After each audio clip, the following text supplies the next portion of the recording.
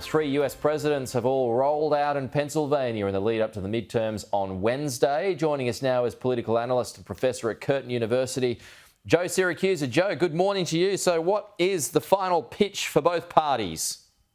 Good morning, Pete. Well, the Democrats are trying to push the line that the soul of America is at stake. Good luck with that.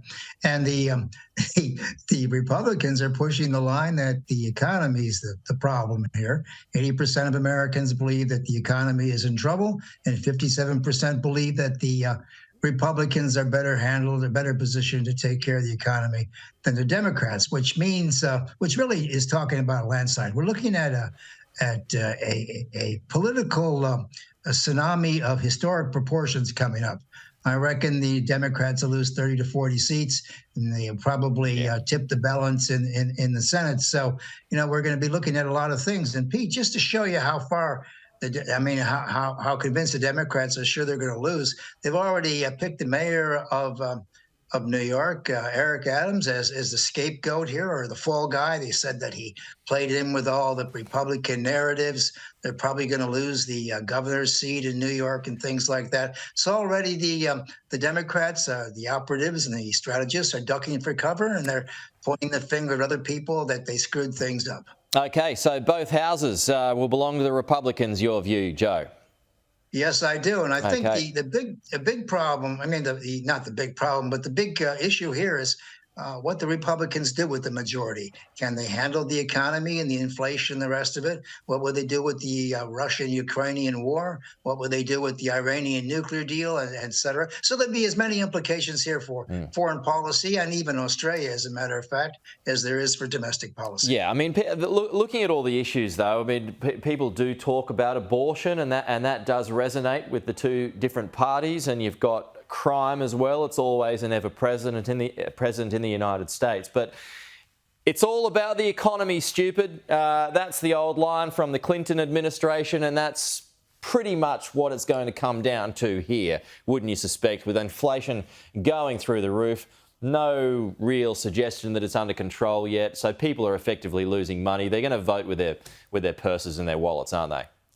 Well, yes, they are. In fact, Governor Chris Christie was saying this morning that when people go to vote, they'll probably try to put petrol in their cars and find out it's going to cost a lot of money. They may even be getting in fuel for the winter in their homes in New Hampshire. And they've gone shopping where they find out that potato chips have gone from $1.50, or chips from $1.50 to $3.50 a package. He says they're going to be very, very angry. Look, the Democrats some Democrats figured this out a long time ago. As soon as you put the COVID money into the economy, together with all of Biden's freebies he gave to people, so many lots of dollars are chasing smaller numbers of items, et cetera. Now, they could have gone after the big guys, the banks, and they could have gone after the oil companies, which are making billions of dollars in profits. And the Democrats never quite got this straight. And of course, the next week, I'm sure Donald Trump will announce his presidency. It'd be a surprise if he didn't announce his presidency. Well, I mean, we spoke about this last year, Joe.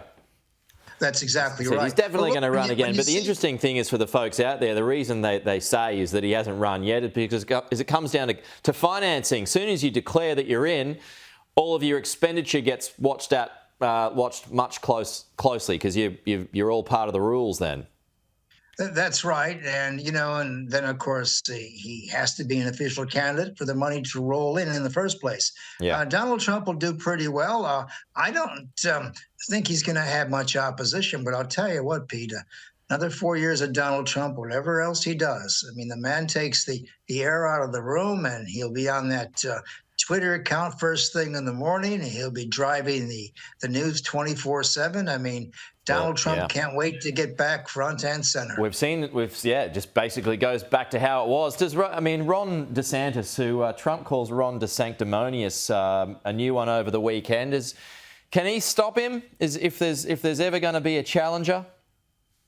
No, there's no stopping Trump. But look, Trump has captured the imagination of major part of the Republican Party and a lot of other people, blacks and Hispanics, and now women in the suburbs. They're all coming back to him because he looks like he has some solutions, and they're remembering the economy under Trump and before COVID, and they remember that it was doing pretty well, and people have that memory. But look, this is the modern politics is about celebrity and comeback. I mean, if you want to look at Trump, you're going to look at the Netanyahu and Israel. Everybody's coming back. This is going to be the big matchup. True. The question is what happens to Joe Biden? I think this is his swan song.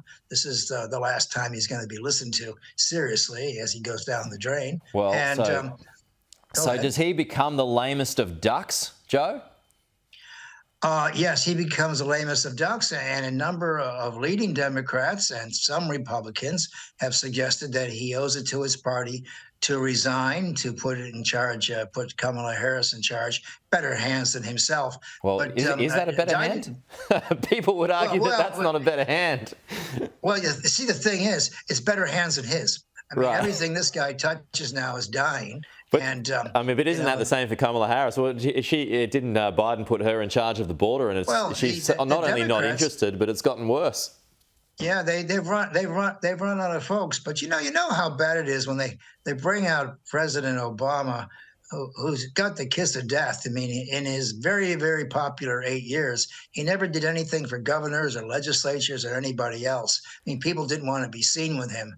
So, they're coming out. And of course, I always get a kick out of Hillary Clinton blasting everybody else. But look, we're going to have some really exciting new characters on the scene. Governors in Nevada and senators from Colorado that we haven't seen before. We're going to see some very interesting people who are going to displace the baby boomers, and maybe we're going to have in a couple of years, a new generation of politicians to give us that modern look. But right now, this is the end of an era. These are the guys, 78, 79, 80 years old, who had it all in the 1950s and 60s, and now they're going to yield to another generation. We're going to see what happens next. But this is the last hurrah for Joe Biden. I wish him well in retirement. Okay. You got a part-time job as Father Christmas coming up in a few weeks, Joe? No, I'm doing my Ernest Hemingway impression. What's your favourite read of his, by the way? Oh, I like The Sun Also Rises. Yeah, okay. He grew up about 3 miles from where I lived, and he lived in the same neighborhood as Hillary Clinton. You can't win it all, as a matter of fact, but great writer. I'm an old man in the sea guy, but I'm a fan of I'm a fan of his, and a fan of yours too, as you know, Joe Siracusa. Good to see you as always, and look forward to chatting to you again next week.